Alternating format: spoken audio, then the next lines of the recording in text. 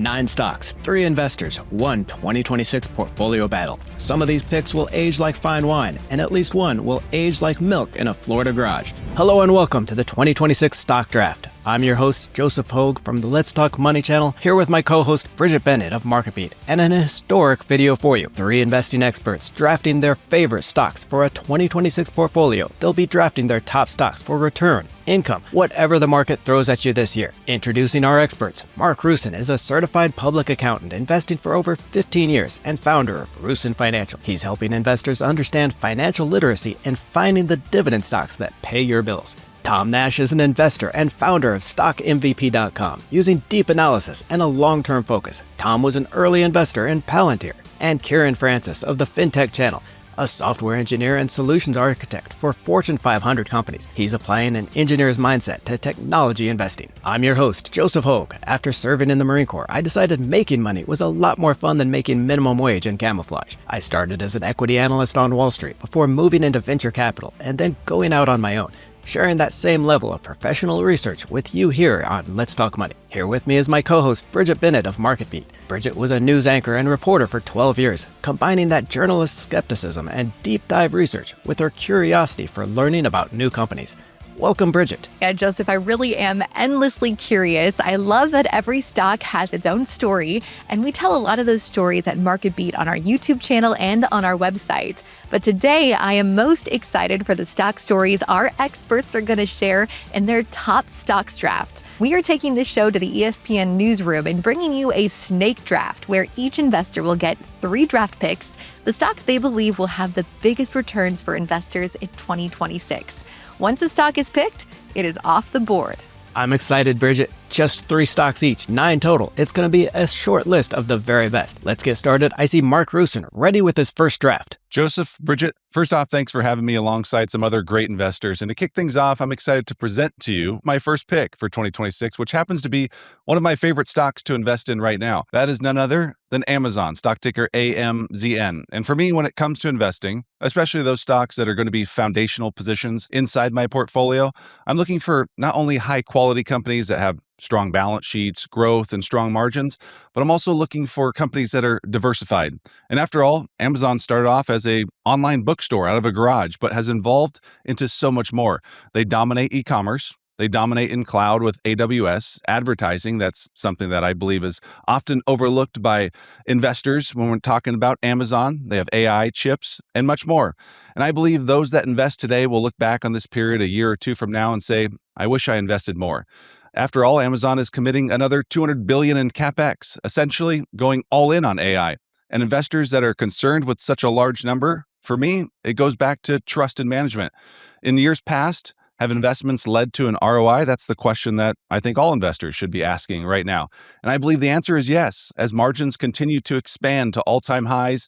And I love a company not only showing growth, but more importantly, a company growing while becoming more efficient.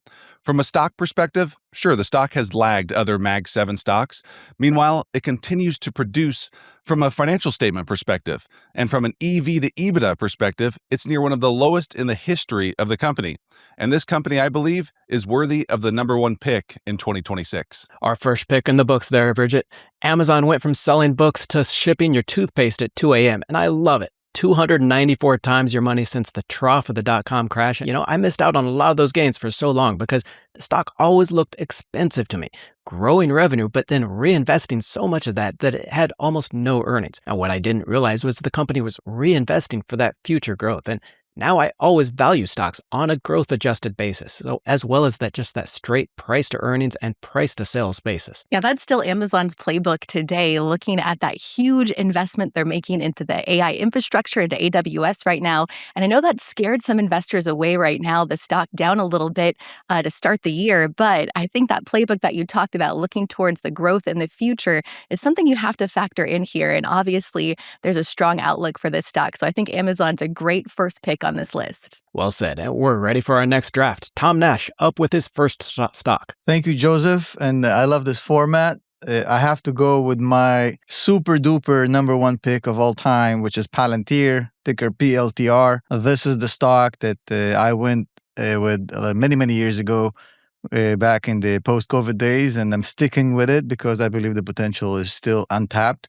We always look for opportunities that are structured in this weird way where the business gets better and better and better, and there's a lag between the quality of the business and what's happening with the stock price. I think Palantir, even though it had an exponential spike in the share price, which was quite insane. If you look at the past few months of Palantir, it's down 40% of the peak. It peaked over 200, it's now down to 130.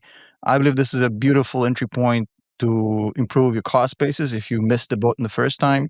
And the reason quite simple. If you look at the stock market in increments of 5, 10, 15 years, the game becomes a lot simpler. So if you believe in the AI revolution, if you believe that the next stage is agents, and then the stage after that is physical implementation of AI, such as humanoid robotics and so forth, then a company that's completely agnostic to whoever's going to win these wars, and the company essentially is kind of the network that brings all of this together and implements this on the corporate level, I think there's no rivals to Palantir. Just before I kind of land the plane, the numbers are also pretty insane because it's not just about the story here. Every good story has to have solid fundamentals. So Palantir is growing at 60% per year. Free cash flow the past year went up by 90%. We're talking about, $7 billion in cash, no debt.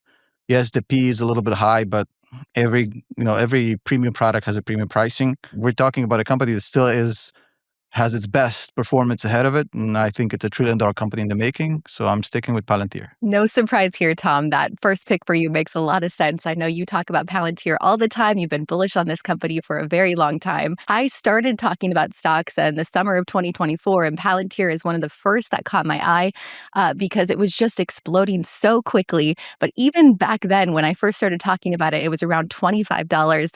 Valuation has absolutely been a concern with this company. I can tell it's not a concern for you. You are a true believer in the future of Palantir, but I think there could be some volatility ahead, especially with some investors who are a little bit worried about the intense tech that Palantir brings to the table. Joseph, what are your thoughts? Bridget, I am firmly convinced that Palantir is just the Terminator Skynet misspelled. So if we do get that robot uprising, this is where it's going to be. But until then, it's going to be hard to ignore Palantir's 60% plus revenue growth and a lock on those government AI contracts. Yes, that 75 times price to sales valuation does worry me, which is why I would leg into this position or use some options to hedge that short-term downside risk. But this stock is the stock of the future. Absolutely the stock of the future. Well, it is time for us to move on to our next pick. Kieran, let's get your first pick in this draft. So I like the two picks that we've heard so far, but the goal for this draft is to try to pick the best stock with the next 1 year returns. So my first pick is going to be a little bit more risky, and that is Marvell Technologies. So as we look at how AI has continued to grow, we're basically seeing this pattern where the AI pipeline sees huge increases in price once the market realizes that area is the next bottleneck. So we saw that with NVIDIA and AMD, then we saw it with Google, then TSMC. Right now, we might be seeing it with stocks like Micron and SanDisk in the memory space. Those stocks are up well over 100% in a relatively short period after demand for their products spiked when they became the next bottleneck in the AI chain. And so the question is, if we look farther down the chain, what might be next in that order? And I think one reasonable area to look at are high-speed interconnects, which is the physical hardware that connects AI data centers together. It's an area that hasn't seen the same sort of hype as other parts of the AI market, but the technology is just as essential as Micron or TSMC to continuing to fuel the AI revolution's growth. Now, Marvell does have some competition. Broadcom and even NVIDIA in some cases do compete with their products, but they're also way cheaper than those other stocks. Marvell has a PE ratio of 27 versus Broadcom is 60. NVIDIA is just a little bit under 50. So if this stock sees a revaluation like we just saw with Micron or SanDisk, the company has some real potential to rise fairly quickly. But there's also the risk that it just continues to trade sideways, kind of like it has the last 5 years. And so this stock is really a play betting that it's going to happen within the next 1 year, and it's not going to take another 5 years. Then again, it's always harder to make a short-term pick than a long-term one. Going out on the limb there with Marvell, with Kieran. Marvell, it may be one of the best values in AI pipeline at under 9 times price to sales, with those sales growing upwards of 80% a year. Now, this one does scare me a little, though, because I just don't have that engineering background to understand it like Kieran. I know Marvell has that strong lineup in custom XPUs, silicon, as well as the accelerators, but it does face that stiff competition against Broadcom and Nvidia in its space. I think recent deals for Celestial AI and XCon do help it expand into the photonics and maybe the next generation infrastructure, and I love that valuation, so I'm willing to trust in the engineers like Kieran and give it the benefit of the doubt. How about you, Bridget? Yeah, I think it's a really good pick. This is the kind of stock we talk about on my channel all the time, is that up and coming stock, especially in the AI pipeline, that could have really good returns in the short term, which is, again, what this draft is all about. I liked how Kieran said the hope is that it actually starts to pay off this year, because I think that's the biggest concern with this one is it has taken a while to really do much of anything. So could this be the year for Marvell? I guess we'll have to wait and find out. And with our first round in the books, it looks like our experts are sticking with that AI theme for 2026. All three of these names, Amazon, Palantir, and Marvell, deep in the race for artificial intelligence. Here comes Kieran, starting us off with the second round. So for my next stock pick, I want to kind of go to the far other end of the spectrum for Marvell. My next pick is Microsoft, but not for its AI, at least not directly. So if we look at AI, I mean, it's a great technology and all, but when picking a stock, we ultimately have to answer one question, which is, will this stock be worth more in the future than it is today? And for a company as big as Microsoft, with as much coverage as Microsoft gets, the only way we're going to find that is if we can identify something about the company that the rest of the market is missing. The rest of the company might be fairly valued, but if we can find one area the market is overlooking, that could give us some unexpected value. So Microsoft has dropped around 25% in price in the last 6 months after some pretty bad blunders. I mean, Windows 11 was kind of a mess. They've been pushing a bunch of kind of useless AI features in their consumer products that a lot of people don't really want. It's been kind of bad. But I think there's also a chance that the market is getting overly emotional and negative here, because all the big issues they've had have been on the consumer product side. But most of Microsoft's business nowadays is actually on the business to business side, especially in their cloud. So Microsoft Azure, that's Microsoft's cloud, and their whole job is to sell to big enterprises like Walmart and Disney. I mean, these huge companies that aren't as affected by the month-to-month changes in the economy. Azure has grown 41% and 38% in their two most recent quarters. This is a $75 billion per year business, and it's growing like it's a startup or a small growth stock. And now, after the recent price drop, the stock looks relatively cheap. Their PE ratio is sitting at 25, and they've actually dropped below $3 trillion for the first time in several years, which, considering their growth and where they were priced just a couple years ago, this is the best price I've seen for Microsoft in at least a decade. Now, look, I expect to see some short-term headwinds in the consumer space. They really need to tighten up their products there. But Microsoft's biggest business really isn't selling to consumers like us anymore. It's selling to huge enterprises. And at least in that market, they're doing better than ever. Two very risky picks in your draft today, Kieran. I think from a more speculative play to a long-term Mag 7 stock that's down so much right now.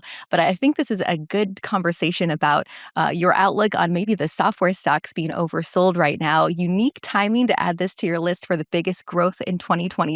Joseph, what's your take? Do you think that Microsoft has a chance to come back? Yeah, Bridget, as the old man of the group, I feel for Microsoft. It's like the dad stock of AI, right? Stable, responsible, maybe sometimes a little cooler than it should be. But right now, I think Mr. Softy is a little like a tech stock with an AI lottery ticket. That double-digit revenue growth is solid. The valuation isn't too stretched here, but what I'm really excited about is the 27% ownership that share in that chat GPT maker OpenAI. Now, rumors are that the chat AI leader wants to IPO later this year, which could be a windfall for investors in Microsoft. So above everything else, I think that's where you get your most surprise here. All right, next up is Tom Nash with his round 2 pick. Thank you. And here as well, I'm going to go with super conservative for me, but super non-conservative for pretty much every other investor in the market. I'm going to go with Tesla here, and I'll explain why. So I've been managing a very concentrated portfolio for a few years already. So in between Tesla and Palantir, that's 60% of my portfolio, which is not something I advise for most people to do, but for me, it worked pretty well. The thing is, if you apply the same logic that I've explained in the first pick, and the logic being business potential or business execution versus the pricing, I think Tesla has probably one of the best setups. Because if you think about Tesla, you pull up the chart of the past 5 years, Tesla is lagging the S&P 500 for the past 5 years. So you've made more money sitting in the index than in Tesla for the past 5 years, which is pretty insane, right? So at the same time, there's the second element, which is what Kieran spoke about earlier, which is the misunderstanding part. Somehow it's still misunderstood, even though everybody kind of learned the lesson with the car company, but still that narrative is kind of taking over. And plus the politics, Elon bad and the occasional bad exposed by Elon that sends the stock into the toilet. So you have this misunderstanding of Tesla. Still, people not figuring out that Tesla isn't trying to sell you a vehicle anymore. And you kind of could see it with the cancellation of Model S and Model X, which are wonderful cars, by the way. But that's the beginning of the phase out of the auto business. Much like Kieran mentioned earlier, nobody invests in Microsoft because of Excel and Word. people buy AWS for Amazon. People buy Azure for Microsoft, right?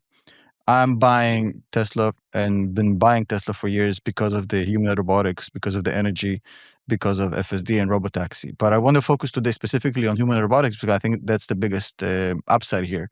If you look at humanoid robotics, right, I believe that we haven't seen anything yet as far as the AI revolution. This might be the biggest secular trend we've ever seen, right? We're talking about $100 billion market by 2030, $1 trillion market by 2035, which will grow exponentially. Anything from factory, logistics, services. We're talking about a company that has pretty much unlimited war chest to do that with 45 billion.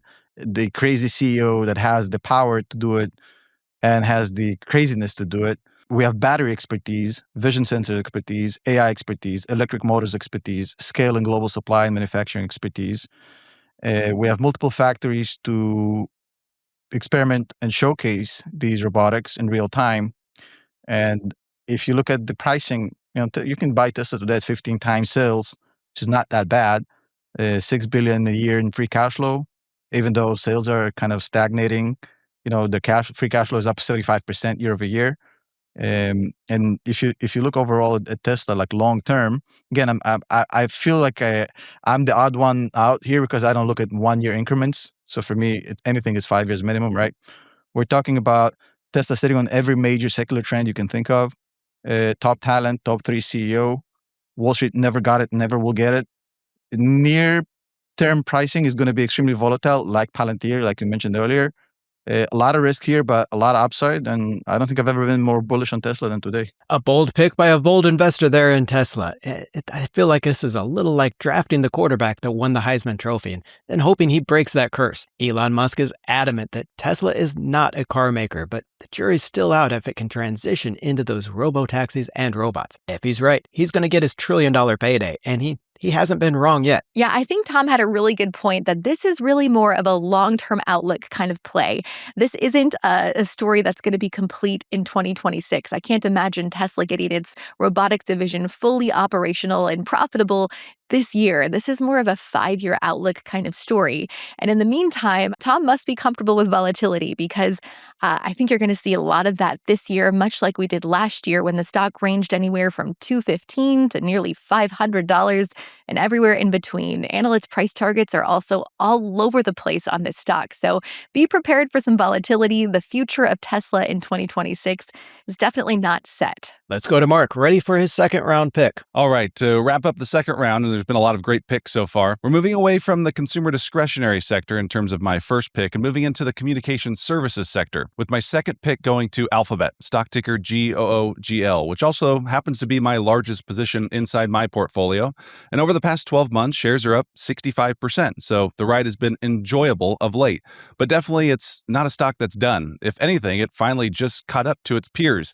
I was pounding the table on this stock 12 to 18 months ago when it was trading at around 16 times earnings. This was a company that was getting thrown out for their AI presentation stumble early on, but they didn't listen to the outside noise. They kept their head down and continued to work on their own products, which is the mark of a sound leadership to me. They didn't decide to go the route like Microsoft and choose to spend billions of dollars acquiring what they couldn't quite figure out then. They did it in-house with Gemini, and now Gemini has surpassed OpenAI's ChatGPT as the go-to LLM. But that could easily change, again, with how much and how fast things are advancing in the world of AI. But the thing about Alphabet and why I love the company is much the same to what I spoke about with Amazon. They're a diversified business. They dominate search with the two largest search engines in the world with both Google and YouTube. Advertising, they have AI, cloud, chips, self-driving with Waymo, and more. Alphabet is a must-own stock in my eyes. And although I'm shocked to see it on the board this late in the second round, I'm happy to have it for my sake. Yeah, Mark, really solid second round pick here, especially at the little pullback we're seeing. A nearly 10% pullback in Alphabet right now is an attractive entry point for such a strong stock. I'll talk about a little bit why that pullback is happening. Investors are concerned about the CapEx investments that you mentioned and that we've heard from other stocks too in the Mag 7, but there's also a little bit of a slowdown in revenue that started to appear on that latest quarterly earnings report in February. But that isn't enough to really stop the numbers, the fundamentals that are coming for this company. There's so much growth happening, and so many sectors of Alphabet's business are still really strong. Bridget, I feel like Google, and yes, I said Google because I hate calling it Alphabet, but I feel like this is another of those good stocks with a lottery ticket upside. The search, the ad networks still dominate and spin off that amazing amount of cash, while the cloud and the YouTube segments continue to be those growth drivers. It's a 15% annual revenue driver that you can count on, and with a 32% operating margin, it's just a profit machine that's going to reward investors. What I'm most excited about here, though, again, that lottery ticket play with the Waymo unit. The shares trade as if this segment doesn't even exist, but here's a $110 billion company dominating that robotaxi theme that could be $1 trillion company all on its own. I see a spinoff over the next 3 to 5 years that adds at least another 20 to 25% to shares of Alphabet. Bridget, second cap, how do you feel about the second round there? I think we are very heavy in the Mag 7 for the second round picks. All Mag 7 names, all giant companies. I'm really curious if we're going to get any more small cap, mid cap names coming from this next round of the draft, or if we're going to stick with the biggest players out there. Let's get on to the third round. Well, I feel like this just worked out perfectly for me. It's like an NFL team having their draft board with their top 3 targets falling right into their lap. And with that, my final pick, we're going to continue with the trend of the Mag 7, considering they've sold off a good deal of late. And my final pick is going to be the AI darling that is NVIDIA, stock ticker NVDA. Talk about a company that's seemingly is just not getting the respect they deserve, if you could believe that. This is a perfect example of investors discounting a stock for what they have done in the past, essentially saying that this stock is up over 1,100% the past 5 years. How much higher can they go? And let me tell you, this is a dangerous bet you are placing, betting against what I believe is one of the best CEOs around in Jensen Huang. This company has grown exponentially since the pandemic. But even with the comps being extremely difficult, the company is still expected to grow earnings at an average of nearly 50% each of the next 2 years. This is a stock trading at a forward earnings multiple of just 24 times. That's barely ahead of the S&P 500. Yet NVIDIA is giving us 50% earnings growth the next 2 years, which gives the stock a PEG ratio of around 0.5. Investors are treating NVIDIA like the AI story for them is over. Yet we just saw from the likes of Amazon, Alphabet, and Meta announcing huge spending sprees on AI, with a lot of that money going towards the likes of NVIDIA. NVIDIA has built an ecosystem that is centered around AI, but they're also launching into robotics, EVs, and more. And Tom just spoke about the trend and potential size of the robotics market when he was speaking about Tesla. It's going to be the same for NVIDIA behind the scenes. This is a company that could have easily gone in the first round, but to be able to pick them up in the third round is extreme value to me. Mark picking up his 3 stocks, and this one did surprise me as well. NVIDIA, the all-star quarterback that already won the last 2 seasons, not getting picked until the third round. And the chipmaker is still the undeniable leader in AI with a 59% operating margin versus just 10% profitability at competitor AMD. Now, that is a real clue into the company's competitive advantages, that chip lead that commands whatever price NVIDIA wants and that profitability for its company, and really just a stellar management team. If we do keep seeing that AI capital spending grow, we're going to keep seeing the returns from NVIDIA. Yeah, Mark, I agree. There's still plenty more to NVIDIA's story. There's no denying the past growth and explosive growth this company has had. But when you look at their earnings and how quarter after quarter, they're still putting up new record earnings, the fundamentals really show that there's still plenty of growth and plenty of strength with this name. I know that this stock has had a pullback in that October-November timeframe, really coinciding with headlines about SoftBank exiting its entire NVIDIA position. But when you you look at the demand coming from AI infrastructure, the data centers being built right now, and the future robotics story factored in here too, there is no slowdown on the demand for NVIDIA's chips. I think they still have a ton of potential for 2026. And like you, Joseph, I'm surprised this stock didn't show up until the third round of this draft. I'm getting word that Tom is ready with his third and final pick. I'm going to go with the Peyton Manning of the stock market, and that's why my pick is the VO, the Vanguard S&P 500 ETF. So I'm a huge fan of the Mac Daddy of investing, Jack Bogle. And he famously was quoted saying, just buy the haystack. Even if you're really, really good at picking individual stocks, it's a lot easier to just own the whole thing. The S&P 500 is sort of like Peyton Manning, is a cheat code because on the daily, 54% of days on the S&P 500 are green. On the annual, 75% of years are green. 90% of decades across the S&P 500 are green. And there is no, and there will not be, no matter how you slice and dice it, there has never been a 20-year period that was negative on the S&P 500. That's why if you look across every single study that was done to benchmark the S&P 500, over the course of 10 years, about 89% of professional money managers have not beat the S&P 500. The other thing I want to point out here, let's benchmark the S&P 500 versus what I think is the biggest danger to investors.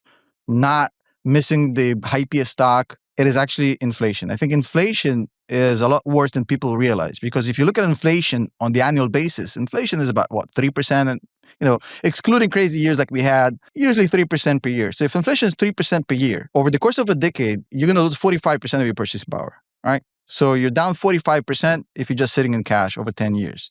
If you just set in the S&P 500 for the past 10 years, you're up 300%. To me, it's very, very simple. The danger is not to own the S&P 500.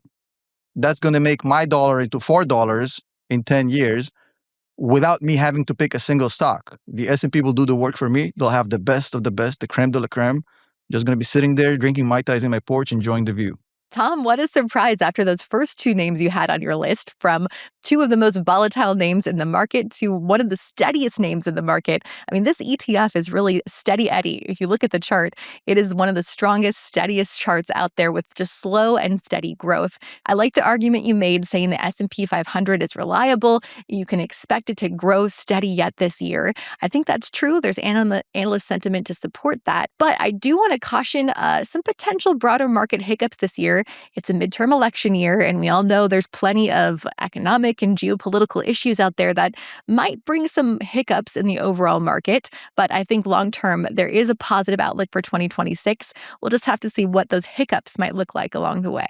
And Bridget, I think it is also a smart pick for his portfolio, balancing out that higher risk stocks like Palantir and Tesla with an ETF with a more diversified fund of stocks, those 500 largest companies in the United States. Now, he is still heavily weighted to tech and growth with 34% of the stocks in the VOO in those tech stocks, but it's definitely going to smooth out any Musk tweets at 2 a.m. Very good point, Joseph. Very good point. All right, we are on to our final pick of the draft. Kieran, what's your third pick? So for my third pick, I wanted to hit a part of the market that I'm surprised no one has talked about yet, because I think it's probably the most important investing trend of the next decade, and that is cybersecurity.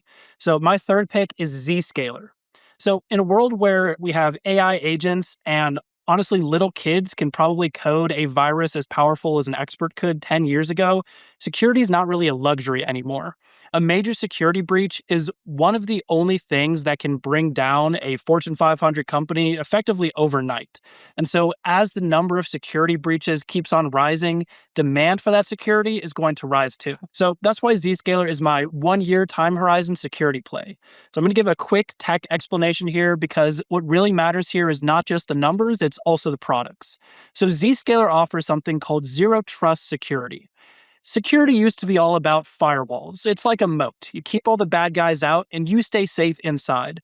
But nowadays with the cloud, there is no wall anymore. Everything is connected.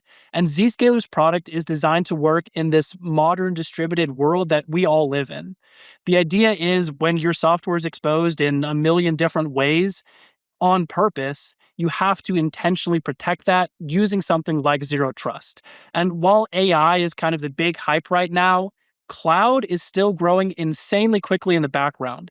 It's growing at a little over 20% compounded per year, depending on the source, and it's worth about $1 trillion per year. And Zscaler is riding that wave. So if Zscaler just matches the cloud market's growth, which it's beating fairly handily, by the way, that would be 20% growth per year. And they currently have a forward price to sales ratio of 8, which is about 1/4 the valuation of other security stocks like Cloudflare or CrowdStrike, or even cheaper than SentinelOne, which is a smaller company. So we have good value, good technology, good growth. I don't see anything not to like here. Kieran there with the cybersecurity stock, and actually one of my favorites. Zscaler, like you said, did change the name of the game with Zero Trust model more than a decade ago and has kept that innovator's edge. And with that long-term growth in cybersecurity spending at about 12% a year, this stock is going to ride that tide and just leverage its advantage to even higher revenue and returns. Yeah, I really like this pick. I think the cybersecurity sector is spot on. There's so much investment coming into this area. And I think Zscaler is a great pick in the cybersecurity sector. Analysts are so bullish on its future. Right now, its upside is over 80% for the year. So I think this is a really strong pick if you're looking at returns, specifically in 2026. I think the growth is really coming to this sector. And I think this stock is a really good name. So interesting last pick for our drafts. And there we are recapping our draft. Mark Rusin walks away with the holy trinity of tech names in Amazon, Nvidia, and Alphabet. Tom Nash coming in with his Hail Mary returns in Palantir and Tesla, while balancing out with that Vanguard S&P 500 ETF, the VOO. And Kieran with some great names in AI and cybersecurity, Marvell, Microsoft, and Zscaler. Bridget, was there any surprises to you? Any stocks that you didn't see that you would have thought you saw? I'm a little surprised that Meta didn't make the list. It's one of the only Mag 7 names that really didn't show up here, even though the stock story was very similar to the other big players. Investors are concerned about their massive CapEx spending on AI, but revenue growth is still pretty strong and steady for this company, with analysts leading the stock much higher than its current pullback price. So I do think there is still plenty of growth ahead for Meta this year. Now, I'm not surprised that these stocks didn't make this draft pick today, but there are a couple other stocks I want to throw in there as names to watch. Some of our market beat analysts are really bullish on AMD this year. I know after our NVIDIA discussion, this is kind of a contrarian view, but what they've been watching the last few months is the product launches that are coming out in 2026 for AMD that are showing a lot of promise for increased demand, increased revenue. And once those products launch this year, this stock could have a turnaround. It's already been growing some this year. It's down with the rest of the tech stocks right now.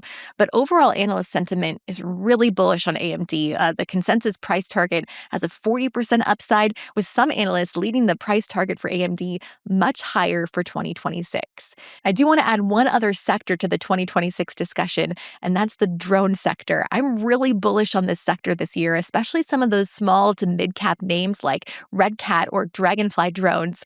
I actually just interviewed that company's CEO on our channel, and he made such a good case about all of the demand still coming this year for the drone sector. And you can see it in headlines. I mean, the Department of War made a release in December saying they want drone manufacturers in North America, in the US, to make 300,000 drones as fast as possible this year.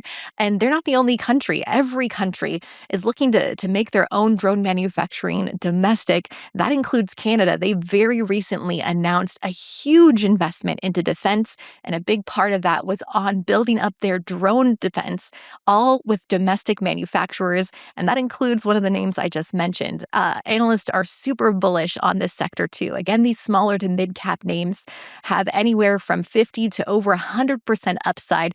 Analysts are bullish. I'm pretty bullish too. I think that there's a lot of money that's going to be flowing into the drone sector this year. Definitely surprised Meta didn't make the list. Now, I can't say that I'm surprised that higher risk names like Supermicrocomputer, ticker SMCI, or one of my favorites, the iShares Ethereum Trust, ticker ETHA, didn't get drafted. If you've only got 3 picks, you might not want to go for the all or nothing plays. I feel like the 9 stocks drafted are strong upside picks, but without that kind of roller coaster risk. Now still, I do like SMCI as a market leader in the high performance servers with 22% share of that AI server market and aiming for 1/3 of it in the future. Now AI infrastructure spending from just the major hyperscalers is going to top $700 billion this year. And with all the news around those new AI models replacing software and IT services, We know that money is going to be there now. Now, all the GPUs from NVIDIA have to go into a server, and SMCI is going to be there for the lion's share of that spending.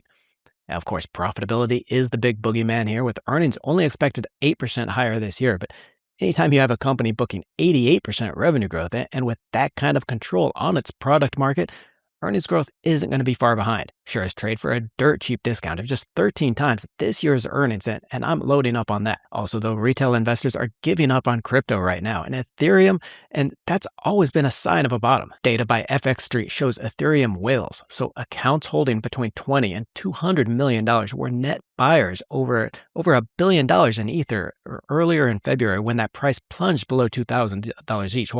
While the smaller accounts, so the retail investors, were net sellers. I think that sets it up for a floor of support. And folks, the world is evolving into that era of tokenization that is going to run on the Ethereum network. It's going to mean trillions of dollars of assets going on-chain, and it's going to take Ethereum at well beyond that $4,900 peak last year. With the volatility and the option premium, I can buy these shares of Ethereum, the iShares Ethereum Trust, ticker ETHA, and sell one-year call options for an 18% cash premium, and still have that 38% upside to the option strike. All right, let's get a little bit more insight on why you picked the stocks you picked. Kieran, you go first. Why this list of 3? What were you thinking when you put this portfolio of 3 stocks together for the year? This was a really hard list to put together because normally I invest over a 10-plus year time horizon, and kind of the constraints of the game were to put it into 1 year. So I had to use a part of my brain that I don't use too much, but I'm pretty happy with the stocks that I picked, both from valuation perspectives and in terms of the technology. I think they really do hit all the different aspects of technology that are going to grow a lot in 2026. And they all look like fairly good values. None of them feel like extremely high risk that could bring down the average for the other 3. So I'm pretty happy with what I got together. Any trades that you would make, Kieran? I mean, I would love to have Google. Google is one of my favorite stocks.